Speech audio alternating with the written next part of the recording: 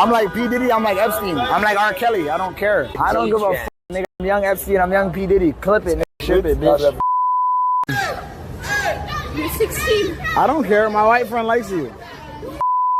What do you think about Johnny Somali? Is just insult the culture of Korean? No, he do more thing that not come in front of the social media. He need more punishment for this. It seems that the controversy surrounding Johnny Somali extends beyond mere cultural insensitivity. He has engaged in additional harmful behavior that hasn't been fully publicized. It's understandable why people believe he should face serious consequences. So they had a ton of people watching this one, and they announced the fact that he was actually criminally booked today. But because there's an English language version, I'm going to stick to that, and I'm actually going to cover it. All right, so here we go. We have this from a Korean news outlet. This is the Korea Jung'an Daily. U.S. streamer Johnny Somali handed to Korean prosecutors for convenience store outburst. Respecting local culture and laws is essential, especially when visiting another country, and violating these norms can create tensions and mistrust. Johnny Somali's actions go beyond cultural disrespect and involve legal or ethical breaches. It may warrant more significant punishment. But it wasn't just police trouble Johnny Somali was experiencing. Johnny had actually attracted the entire attention of actual individuals who would hunt this man down as a blood sport, okay? However, the appropriate response should always be determined through fair legal processes, ensuring justice is served while respecting human rights. I don't know what you will do if you get Johnny in front of you, but if I get John Somali, I will do this.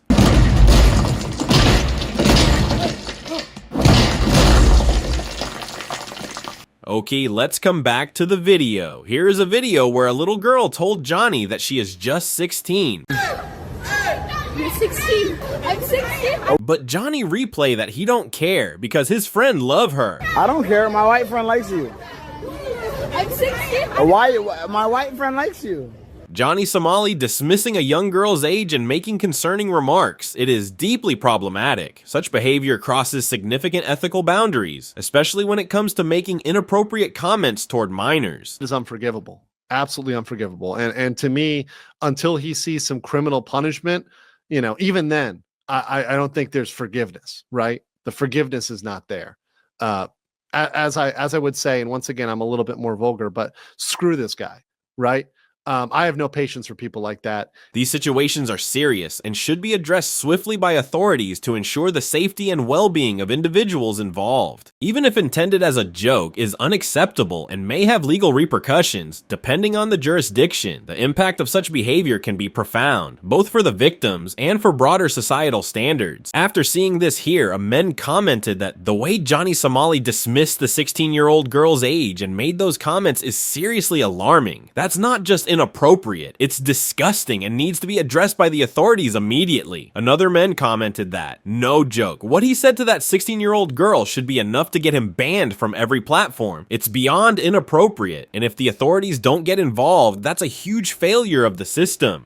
If Johnny Somali made inappropriate comments toward a minor in the United States, he could potentially face serious legal consequences. The United States has stringent laws designed to protect minors from harassment, exploitation, and abuse. In short, such behavior is taken very seriously in the United States, and he could face significant legal action. The justice system prioritizes the safety and well-being of minors, and even seemingly minor offenses in this context are subject to strict scrutiny.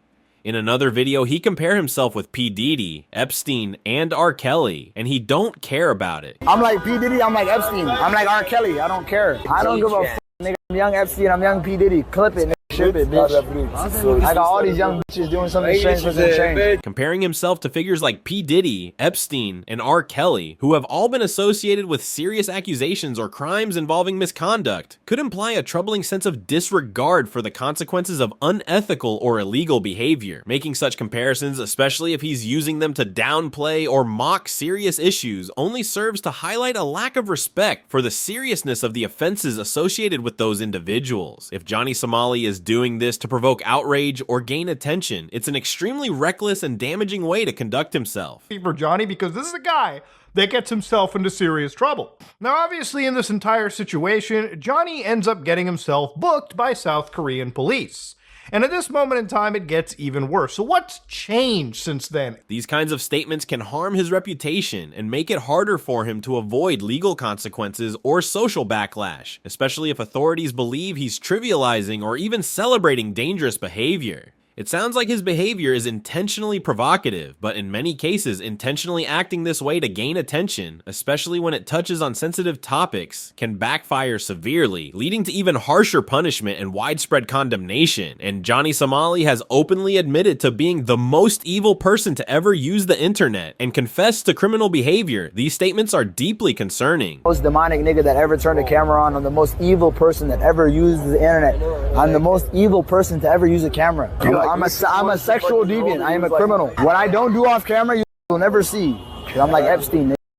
Publicly declaring oneself as a criminal and boasting about negative or harmful behavior not only further damages his reputation, but may also serve as incriminating evidence if legal authorities choose to investigate him. Admitting to criminal actions or self-identifying as a dangerous or immoral person is not something to take lightly. Authorities and the legal system often take such claims seriously, especially if there is a pattern of behavior suggesting he may pose a genuine threat to others. After seeing this hair, a man commented that Johnny Somali seriously crossed the line here. Making inappropriate remarks towards minors is absolutely unacceptable, and comparing himself to Epstein or R. Kelly, that's beyond disturbing. He should face serious consequences for his behavior. Another man commented that Johnny Somali calling himself the most evil person to ever use the internet just shows how little he respects the harm he's caused. Boasting about this stuff isn't just gross, it's potentially incriminating. Hope he's ready for the consequences.